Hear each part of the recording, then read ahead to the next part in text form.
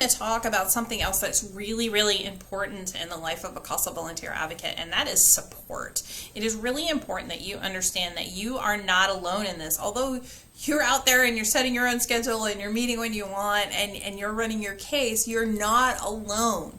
So I want to go over some of the different supports that you do have as a CASA volunteer advocate. First of all, you have the program staff support. For instance, we've already talked about it in expectations and other times. We are here to support you. We are here to help you. We can be that sounding board. When you get frustrated at a certain point with something that's going on, the chair at my desk is always free for you to come in and have a conversation, and we'll see if there's anything that we can do. And sometimes it's just to be a sounding board for saying like, oh, I'm so frustrated. I've had many a volunteer do that, knowing that there wasn't anything that we could do to help. But because everything is confidential, being able to come in and talk to the CASA staff really is the only person that you can kind of unload on. And so that is helpful to you, and we want to be here for that. So the other thing that helps are those in-service trainings, those continuing education trainings, because the more information you have, as you've seen in so many of these case studies, like the Amarillo case, such a huge difference when we add that culture piece in, or Lavender Bass, there's another one. Those trainings can help you better understand and better provide for those children, and that is what it's all about. So it's also good for you to have that new knowledge and that new understanding.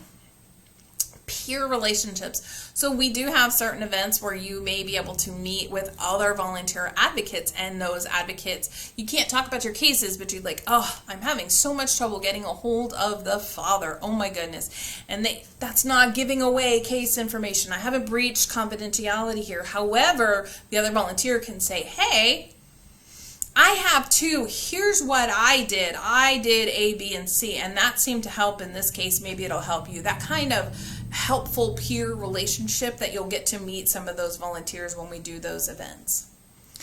The other thing is your self-care and your personal support network. I will tell you that there have been a couple of times in cases where things have gone really awry, and I've been frustrated. For instance, when I didn't hear about the child when Spitfire ran away, and I didn't hear about it for a couple of days later, I was so frustrated that there wasn't a critical incident report. I know I was really frustrated when I came home from work that day.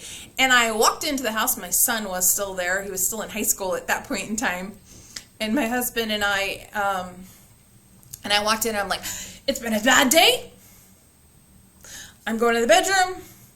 Don't ask me about dinner. Don't ask me about anything. And my husband jumps in and he was like, we already put dinner in the crock pot this morning. We're good. I was like, I am not here.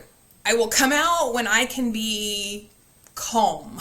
And I did. And I went in and I did some self-care, and I did just kind of isolated myself. Like, and I could see that I didn't breach confidentiality. I just said, like, I'm really frustrated about the case right now. And my husband has heard that more than once. Now, what that meant is they gave me the space. So they were able to support me, and if supper hadn't been planned, my husband could have jumped in, or my son would have jumped in and made something to try and make it better. I almost sometimes used to like it when the case didn't go right, and he didn't really, but because my son and my husband would also try and take over some of my household chores to try and brighten the day, and I never mind when somebody does a chore for me. Just saying, if anybody wants to come to my house and clean, they're more than welcome to. I have plenty of dishes that always need to be done. There's always laundry that seems to need to be folded and put away, like vacuuming, dusting, But that network that I have, that I can express that I'm frustrated about something that has to do with the case.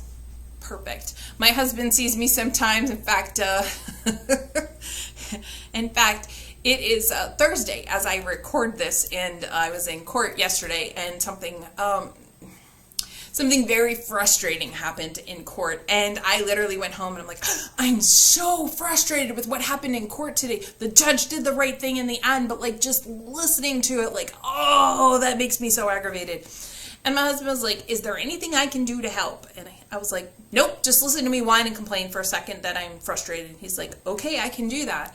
And that kind of support is really important, because it allows you to say, I'm really frustrated, not break confidentiality, and then still express it and be able to, take that deep breath afterwards, move on. And that is always, always important. So these are all crucial pieces in having that support.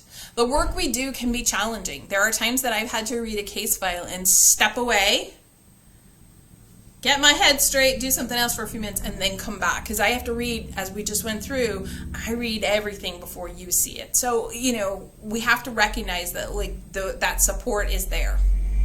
All right. So the other thing is I want you to understand that there are other supports outside of the ones we just talked about. So there's advocacy resources, there are webinars and podcasts that may help deal with something so you get that extra training again. National CASA has a Facebook page that is very inspirational at times and will give out other information. And then there's an annual CASA GAL National Conference. Now, I will say that it's annual, but every once in a while we'll miss a year, not just because of the pandemic, but for other reasons. But those are actually open to you as well. Our program doesn't have the funds for you to go. If you wanted to go, I definitely say they have it in a different place all over the country every year. I have attended them before, but what I would say is if you let the program know, we might be able to write a grant that will cover your expenses because it can be quite pricey. But know in advance, we'll see what we can do. Other people are like, no, I can just pay for it myself. If there's one close enough, I would always invite everybody to potentially go because it is there's a lot of great resources there and a lot of great training, and they do have most of the sessions are geared towards volunteer advocates and not the admin staff side. They really want to try and provide that kind of support and training and different things. And again, everybody there is going kind of through the same thing that you have in one way or another, and so you can talk again without the confidentiality breaches, and so it really allows for that kind of support to be there. So those are the things. Now, why am I emphasizing all this support and everything like that? Well, let's have you watch a video and then I'll come back and we'll get into further detail why I am chatting about this sort of thing.